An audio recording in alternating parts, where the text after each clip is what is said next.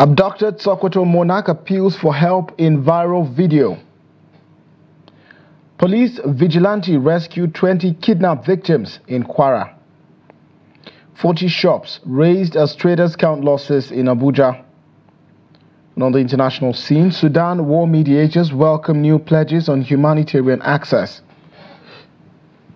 A very good afternoon. Welcome to the news update on Trust Television. My name is Sajid Ibrahim. Thanks for joining.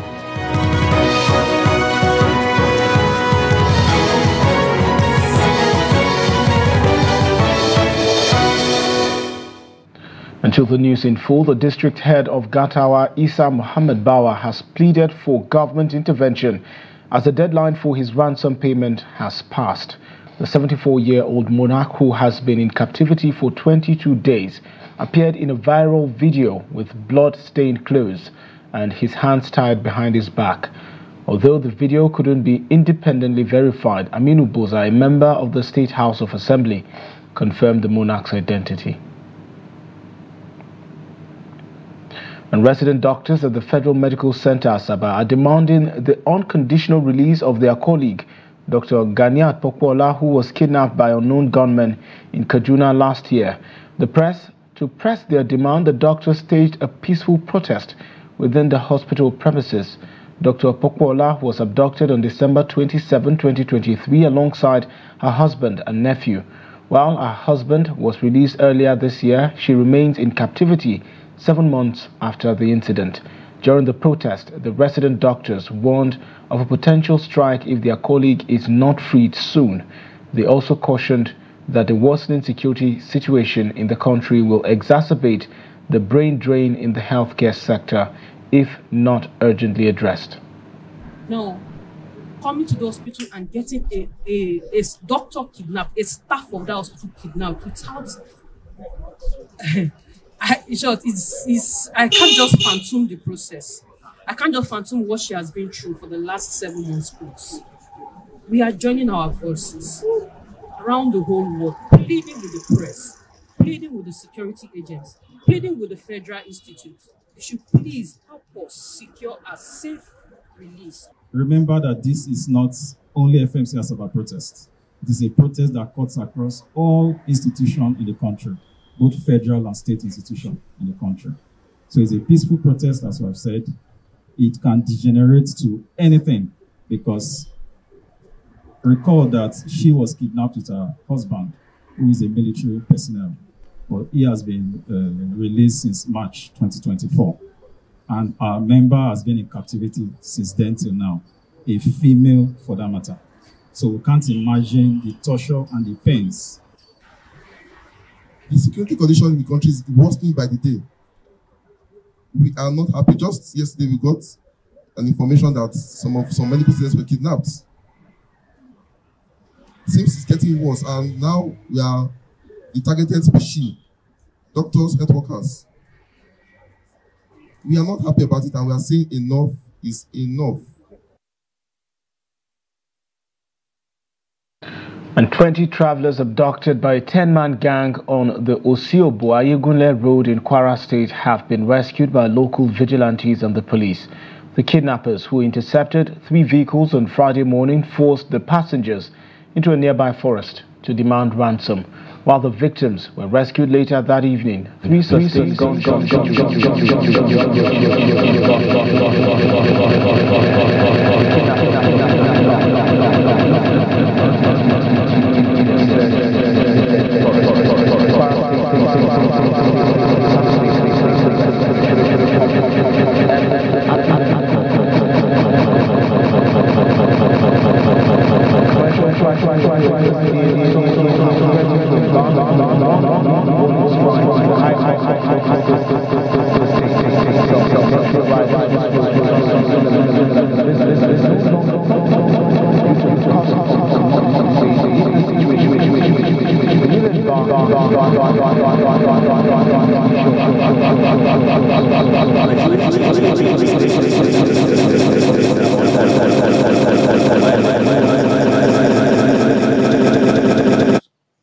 With the exceptions of the NNPC that sell petrol at 620 per litre, other filling stations sell at different prices, ranging from 900 to 960 per liter.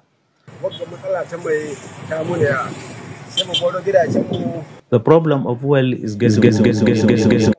We are leaving our families at home and spend a night at NNPC filling station because it is cheaper there. We cannot buy it from the independent marketers because passengers will not accept increase in the transport fares. So if the situation continues, we are thinking of embarking on one week warning strike by the end of this month.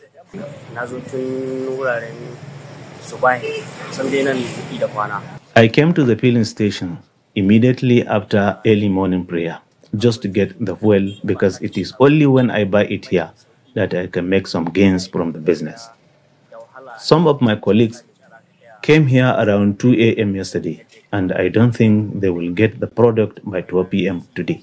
Commercial and private drivers, as well as tricycle riders, prepare spending several hours on the queues at the NNPC filling stations to get the products rather than buying at a higher cost from the independent marketers. It was observed that commercial drivers and tricycle riders anticipation of getting the fuel at 620 per liter the following day. I was the first person on the queue because I came here around 11 a.m. yesterday. And as you can see, it is almost 11 a.m. today, but I did not get it. We prepare buying it here because it is cheaper. It is only when we buy here that we can make some gains from the business. I joined the queue few minutes to 6 a.m. just to get the fuel. I prepare spending hours on the queue because it is cheaper. In other filling stations, it is sold between 900 and 960 per liter, but here it is being sold at 620 per liter. That is why I am here. For many, part of the solutions lies in the federal government's provisions of more NNPC filling stations across the 36 states that will help alleviate the suffering of the fuel consumers. Yusha Adamu, Trust TV News, Sokoto. Section of Kaura Modern Market opposite Prince and Princess Market in Abuja was gutted by fire late Friday night.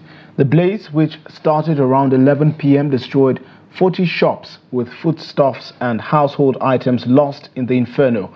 According to the acting director of FCT Fire Service, Amiola Adebayo, the fire was caused by an electrical spark and worsened by a generator in the affected shop. Emergency responders extinguished the flames by 1:59 a.m. And the Oyo State Police Command has paraded a suspected ritualist, Muhammad Adekunle, for allegedly killing and selling human parts in Ibadan, the Oyo State capital. Police said the suspect sometime in January 2024, together with Lukman Olobe and Ifa, all now at large, conspired to kill people for money rituals. Here's the report. Speaking while parading the suspects at the command headquarters, Eleyele Ibadan, the Commissioner of Police in the state, Ayodele Shonubi, said the suspect sometime in the month of April 2024 and others now at large lured one Adekola Sodiq at Moniya, where they severed his head and legs, which were later sold to Obaleye Somi and Ismail Olalekan.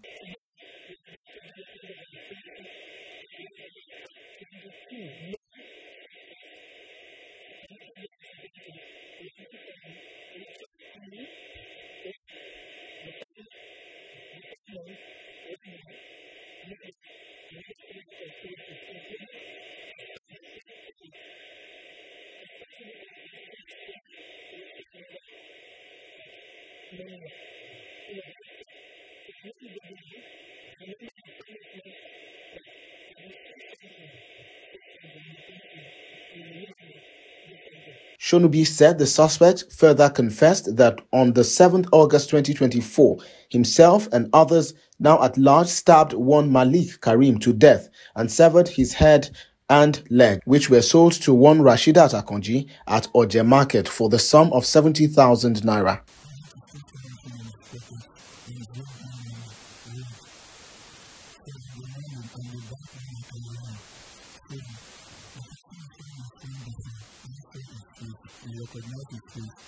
We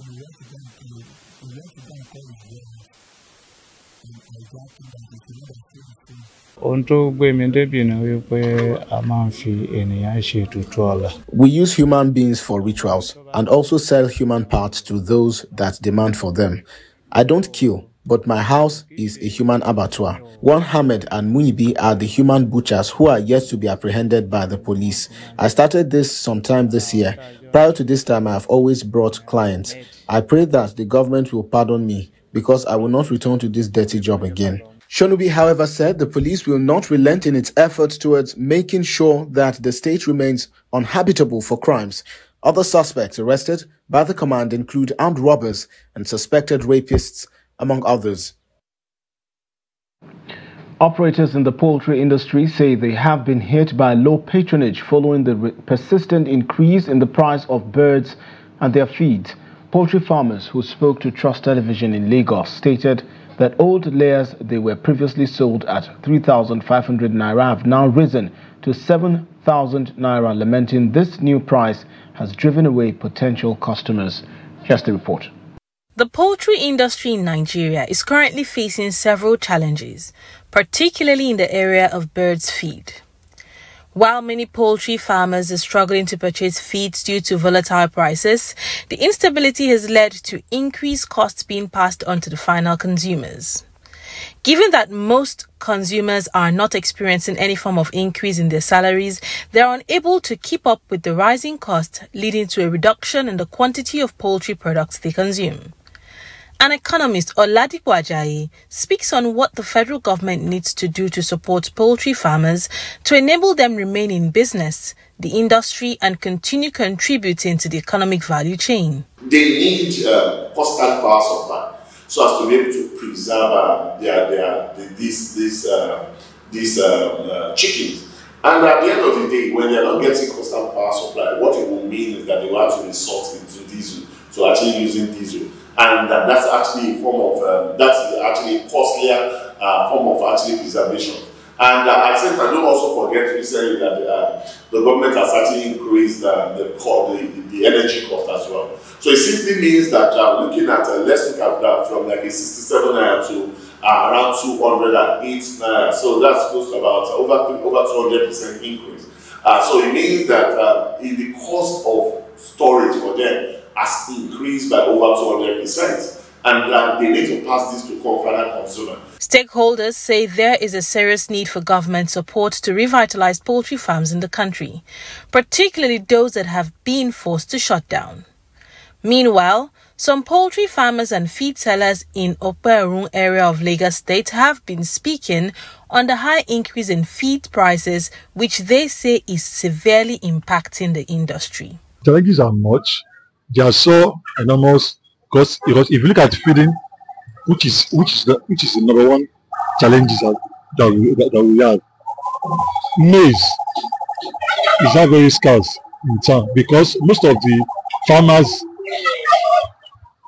that are going into this planting, they cannot farm in the various regions, especially those from the northern part of the country, due to the bandits and all of that security challenges. They cannot farm. So that itself has caused what they call artificial scarcity. The value of the naira that has depreciated seriously as a result of removal of subsidy on the foreign exchange. So all these policies, as well as the removal of subsidy on fuel, has led to a serious increase in price and has caused inflation. You can imagine an old layer that used to sell for about 3,500 naira per bed going to as high as 7,000 naira from the farm, not even at the market. Poultry feeding before it's not cost like this before. Before we are selling, we are talking about gram mash. We are selling in 7,000, but now the cost is 18,000 naira. The finisher now is turned to 25,700. But the solution to it, we want federal government to find solution on it. On modalities to secure loans, poultry farmers say the highest interest rates on bank credit are prohibitive, making it nearly impossible to secure and even repay the loans. To address the situation, they are urgently seeking the government intervention to support both farmers and feed millers so that the industry can recover and continue contributing to the nation's economy. You're watching the news update on Trust Television. Coming up shortly. Public concerns grow in Kaduna over expired food products in circulation. This and other stories when we return. Join us again.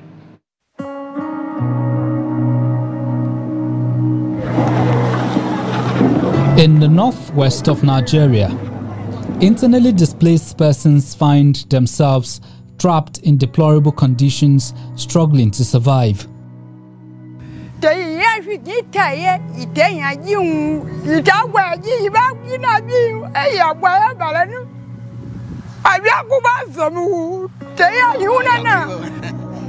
Rampant insecurity has forced communities to flee, leaving behind their homes, livelihoods and dreams. Without healthcare services, proper shelter and food, their living conditions remain miserable. Yanzu haka kaga wata abu ce zaman mu in gata in ta ba ta da lafiya kuma duk irin zaman ne namu ba abincin da za a ba yau ka gane ta in ta fara zanewa jiya an ka zo asibiti da ita ba kuɗin na kai ta wurin magani gata nan an dawo da ita har ta fara zane. The efforts of the government seem to be inadequate. A lot of camps, if we are to give them camps, there's no enough mentorship. By the standard, it means, according to the standard, that that camp has to provide enough space, light 24 hours, water and sanitation facilities 24 hours, education for the children, complete educational system. We have to provide them with adequate security and their health facilities. Can we do that? The condition of IDPs in the northwest is a stark reminder of the continued humanitarian crisis in Nigeria.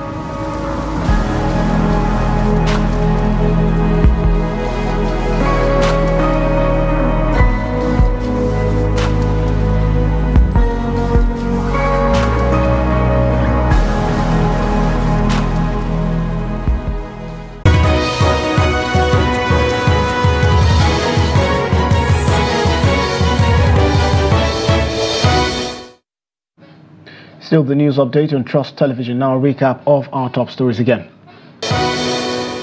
Abducted Sokoto Monarch appeals for help in viral video. And 40 shops raised as traders count losses in Abuja. And to other stories now, election into Bauchi State local government councils were this Saturday reportedly marred by voter apathy and late arrival of sensitive materials and distribution in some of the areas monitored. Trust TV's Adamu Imam gathered that voters arrived at several polling units early to cast their votes, but had to wait patiently till 10 a.m. for an exercise that was initially scheduled for 8:30 a.m. Here's this report. According to reports, the delay was caused by the election umpire, the Bauchi State Independent Electoral Commission (BASIC), which did not mobilize officials to their respective polling units on time. Reports from local government areas across the state earlier indicated that elections started as early as 8:30 a.m. For instance, at model primary schools in Yalwanduguri, Alkaleri local government area, where the presiding officer told journalists that the election was over as early as midday. He said shortly after the exercise, he presented his 2 election results. We always encourage people to be calm and cast their votes during elections. But if they refuse to come out to vote, there is nothing anyone can do about it. Later, the same people will be complaining about a process they refuse to be part of. Complaints will not solve anything, participation will. The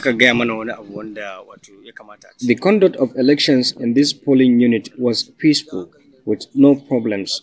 Also, there was no ambiguity in the results because everything was free and fair. Everyone who came to cast their vote was given a ballot paper to do so, and this is exactly what transpired. at this polling unit. We didn't record any hitches. Earlier in Bauchi local government area, a resident, Malam Muhyiddin, said had lost interest in participating in the exercise, which he described as business as usual. Because of the current economic situation, I am not motivated to go and cast my vote. More so, the practice over time has been that the outcome does not reflect the wishes of the people. Because of that, some of us go to farm while some go about their businesses. Stakeholders described the exercise as peaceful, while residents within the metropolis were seen going about their normal businesses. In some polling units, sorting and counting of results commenced even before the stipulated time the election was scheduled to end. In the meantime, opposition parties secured several councillor seats in Saturday's local government council elections in Bauchi. Samira Mekano of the Young Progressive Party YPP was elected as councillor for 1D ward in this local government area, while in Darazo local government area, Yunusa Muhammad of the African Action Congress AAC won the Papa North councillorship seat with 1,156 votes. More so, in Ogoro local government area, the Labour Party received the highest votes in Lusa ward, despite not fielding a candidate. Lucy Yusuf of the PDP, the second runner-up, was declared the winner. The Labour Party received 2,200 votes, the PDP 2,168 votes, and the APC 275 votes. The result was declared by returning officer Daniel Gambo. A total of 323 candidates contested for councillor seats in the state from 10 political parties. Result for the chairmanship election are still pending and will be announced by the Bauchi State Independent Electoral Commission. Adam Imam, Trust TV News, Bauchi. And some Kaduna residents have expressed worry over expired food items being sold by street vendors. They called on the authority to tackle the menace to prevent health implications associated with consuming such commodities. Trust TV's Bello Musa has more. Consumers in Kaduna are worried over the influx of expired commodities in the market. They lament the inability of the authority to checkmate the activities of street vendors. There is no two way about it. It's either a product became expired, especially when maybe for long storage of that particular product or short expiring date. And that is why they normally say best before 3 months. As preventive measures, consumers now check manufacturing and expiring dates of commodities before purchases. When you buy a product and you discover that that product is expired, it's for you to return it back to where you bought it. If I see product that is expired, I'm not using the expired the product name. Though many traders in Kaduna Metropolis declined comments, but Haruna Hanafi, a food and beverages seller, has this to say. Few days ago, I bought expired products and I only realized after I brought them to my shop, so I had to return them. Since then, I always ensure that the product I buy is not expired.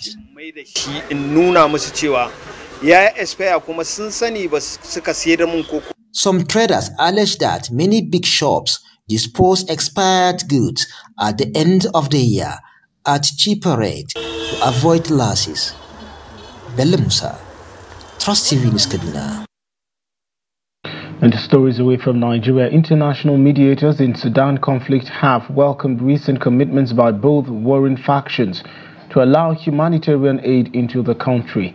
In a joint statement on Saturday, the mediators praised the paramilitary rapid support forces for agreeing to cooperate with aid deliveries to Darfur and Kordofan states. They also commended the Sudanese armed forces for opening the Adre border crossing with Chad into North Darfur for 3 months. The mediators, including the United States, Saudi Arabia, Egypt, and the United Nations highlighted the importance of these decisions in addressing famine and the severe humanitarian crisis. The talks currently taking place in Geneva began without the participation of the Sudanese army, which objected to the negotiation format. And in sports, South African Dricus du Plessis defended his UFC middleweight title on Sunday with a fourth-round submission victory over rival Israel Adesanya at UFC 305 in Perth Arena. Despite Adesanya's early dominance, du Plessis secured his 185-pound belt with a decisive rear naked choke. Du Plessis, now on a 10-fight winning streak, first claimed the title after defeating Sean Strickland in January. The highly anticipated bout drew intense attention after a war of words between the fighters, and du Plessis entered the octagon alongside South African rugby stars Siya Kolisi and Eben Etzebeth. Adesanya, who enjoyed significant crowd support, struggled to maintain his advantage against the relentless du Plessis, who now boasts a 22-2 record. And that wraps up the news update of this hour. Do not forget to follow us across all of our social platforms. My name is Sagir Ibrahim. Thanks for watching. Join us again.